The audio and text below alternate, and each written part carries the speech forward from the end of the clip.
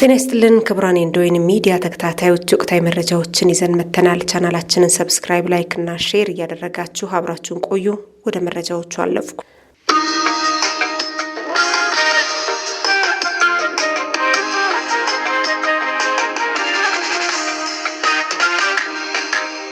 ኢትዮጵያ የኤርትራ ሰራዊት ከተቆጣጠራቸው ሉዓላዊ ግዛቶቿ እንዲወጣ አስጠነቀቀች። የኢፌዴሪ ውጭ ጉዳይ ሚኒስትር ጌዲዮን ጢሞቴዎስ ለኤርትራው የውጭ ጉዳይ ሚኒስትር ኦስማን ሳላህ በላኩት ደብዳቤ ኤርትራ የኢትዮጵያ ሉዓላዊ ድንበር በመጣስ በሰሜን ምስራቅ አቅጣጫ የሚገኙ አካባቢዎችን ተቆጣጥራ እንደምትገኝ ገልጸዋል።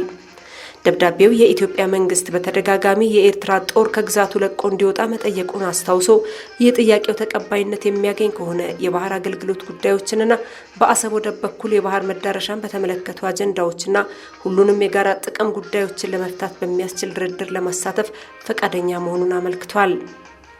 የኤርትራ መንግስት በአዋሳኝ የድንበር አካባቢዎች በስም ላልተጠቀሱ የተለያዩ ታጣቂ ቡድኖች ቀጥታ የቁሳቁስ ድጋፍና እርዳታ እንደሚያቀርብ የውጭ ጉዳይ ሚኒስትሩ በደብዳቤያቸው ላይ ገልጸዋል። ኢትዮጵያ የኤርትራ መንግስት በሉዓላዊነቷና በድንበሯ ላይ ከሚፈጽመው ጥቃት እንዲታቀብ በተደጋጋሚ ብትጠይቅም ጥያቄዋ ሰሚ ያለማግኘቱ በደብዳቤው ላይ ተገልጿል። ባለፉት ጥቂት ቀናት ድንበር አካባቢ የታዩት ለውጦች የኤርትራ መንግስት ተጨማሪ የጥፋት መንገድን መምረጡን ያመለክታል ሲል የኢትዮጵያ ውጭ ጉዳይ ሚኒስቴር በላከው ደብዳቤ አመልክቷል።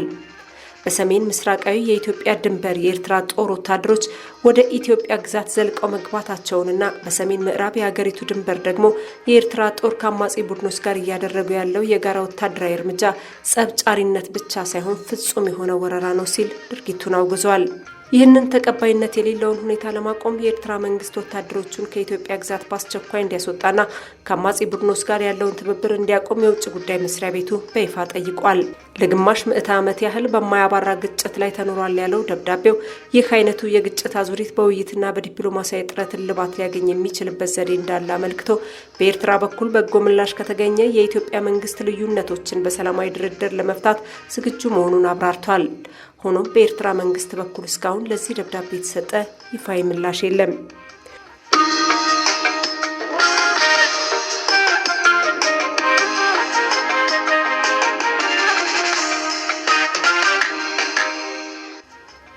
እንደ አውሮፓውያኑ አቆጣጠር በ2011 የተፈረመው የሩሲያ አሜሪካ የኒውክሌር ጦር መሳሪያ ቁጥጥር ውል ባለፈው ሐሙስ ፌብሩዋሪ 5 2026 አብቅቷል። በዓለማችን የኒውክሌር የጦር መሳሪያ ማምረት ታሪክ ቀደምት የሆኑት አሜሪካና ሩሲያ ኒው ስትራቴጂክ አርምስ ሪደክሽን ትሪቲ በመባል የሚታወቀውን አህጉር አቋራጭ የኒውክሌር ተወንጫፊ ጦር መሳሪያ ቁጥር ለመወሰንና ግልጽ መረጃ ለመለዋወጥ የሚያስችለውን ስምምነት የተፈራረሙት እንደ አውሮፓውያኑ የዘመን ቀመር ፌብሩዋሪ 5 2011 ሲሆን ይህ ስምምነት 15 ዓመታትን ያስቆጠረና የኒውክሌር መሳሪያ ተተኳሽ ጫፍ ብዛት ከ1550 እንዳይበልጥ የተግባቡበት ነው። የሁለቱ ሀገራት የኒውክሌር ስምምነት በጦር መሳሪያ አቅማቸው አንዱ በሌላው ላይ የበላይ እንዳይሆንና ሁለቱም በስምምነታቸው መሰረት በኩል አቅም የጦር መሳሪያውን እንዲያመርቱ የሚያስችል ሲሆን ስምምነቱ የኒውክሌር ጦር መሳሪያን በመቀነስና በሁለቱ ሀገራት መካከል መረጋጋትን በመፍጠር ረገድ በሁለቱም ወገን በኩል ግልጽነትና የመተማመን መንፈስን ፈጥሮ ቆይቷል። ሰሞኑን ታዲያ ኒውዮርክ ፖስት የዜና ወኪል 15 ዓመታትን ያስቆጠረው የአሜሪካና የሩሲያ የኒውክሌር ጦር መሳሪያ ስምምነት ቀነ ገደቡ አልቋል የሚል ዘገባ ይዞ ወጥቷል። በቀድሞው የአሜሪካ ፕሬዝዳንት ባራክ ኦባማና በቀድሞው የሩሲያ መሪ ዲሚትሪ ሜድቬዴቭ መካከል በቼክ ሪፐብሊክ ፕራግ ላይ ተፈርሞ የቆየው የሩሲያ አሜሪካ የኒውክሌር ጦር መሳሪያ ስምምነት የውሉ ቀነ ገደብ መጠናቀቁ በሁለቱ ሀገራት መካከል የጦር መሳሪያ ፉክክር እንደገና ያገረሽ ሲሆን የሚል ስጋትን ፈጥሯል። ስምምነቱ በ2021 ለ5 ዓመታት የተራዘመ ቢሆንም ሩሲያ ግን ከዩክሬን ጋር በገባችበት ጦርነት ምክንያት ከ3 ዓመታት ወዲህ የኒውክሌር ጦር መሳሪያ መረጃ ልውውጥን በተመለከተ መቀዛቀዝ ማሳየቷ ይታወሳል። የዓለምን ከ80 በመቶ በላይ የኒውክሌር አቅም የተቆጣጠሩት አሜሪካና ሩሲያ አዲስ የኒውክሌር ስምምነት እንዲፈርሙ የተባበሩት መንግስታት ድርጅት ዋና ጸሐፊ አንቶኒዮ ጉተሬዝ አሳስበዋል። የሩሲያው ፕሬዝዳንት ቭላዲሚር ፑቲን ከፍተኛ አማካሪ ክሬምሊን በጉዳዩ ዙሪያ በተጨባጭ መልኩ እንሰራለን ሲሉ፣ የአሜሪካው ፕሬዝዳንት ዶናልድ ትራምፕ በበኩላቸው ጊዜው ካለፈ ይበቃል፣ ለተሻለ ስምምነት ብቻ እንሰራለን ሲሉ ባለፈው ሳምንት ለኒውዮርክ ታይምስ ተናግረው የነበረ ቢሆንም ትናንት ከዋይት ሃውስ በወጣው መረጃ ደግሞ ትራምፕ ሩሲያ ላይ የንግድ ታሪፍ ለመጣል ማሰባቸው መግለጻቸው ጉዳዩ እንደታሰበው አልጋ ባልጋ ሆኖ እንደማይቀጥል አመለካች ሊሆን እንደሚችል የፖለቲካ ተንታኞች ስጋታቸውን እየገለጹ ነው።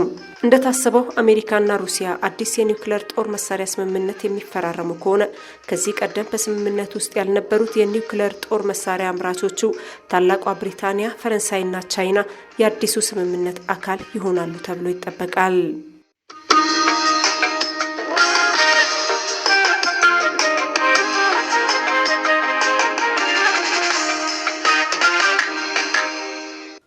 አሜሪካ የሩሲያና የዩክሬን ጦርነት በሰኔ ወር እንዲያበቃ ትፈልጋለች አሉ የዩክሬኑ ፕሬዝዳንት ዜሌንስኪ አገራቸው ከሩሲያ ጋር እያደረገች ያለችው ጦርነት ሰኔ ወር ላይ ያበቃ ዘንድ አሜሪካ መሻቷን ጠቁመው ሁለቱም ወገኖች በሚቀጥለው ሳምንት በአሜሪካ ለሚካሄደው ንግግር መጋበዛቸውንም ገልጸዋል። ዜሌንስኪ አክለውም አሜሪካ ሩሲያና ዩክሬን በሳምንት ጊዜ ውስጥ በአሜሪካ ሚያሚ እንዲገናኙ ሀሳብ ማቅረቧን ገልጸው ሀገራቸው በንግግሩ ላይ ለመሳተፍ ዝግጁ መሆኗን አረጋግጠዋል።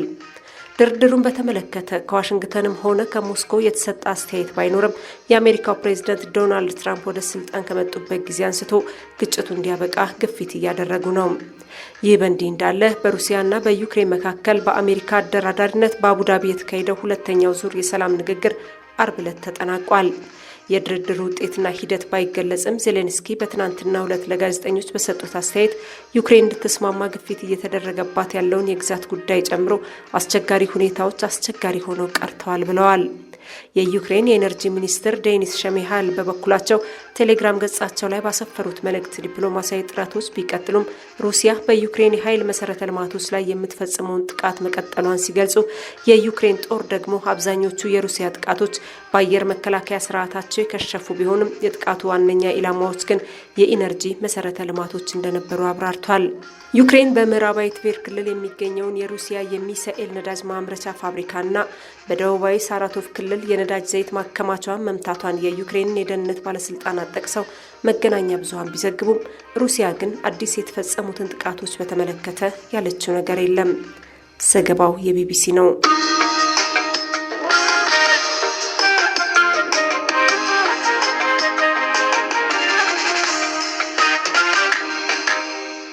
ክቡራን የእንዶይን ሚዲያ ተከታታዮች አብራችሁን ስለቆያችሁ እናመሰግናለን።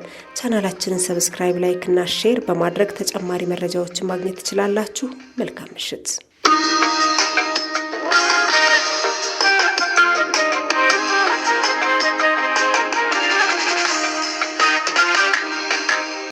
እንደወይን ተወዳጅ ነሽ በቀን በቀን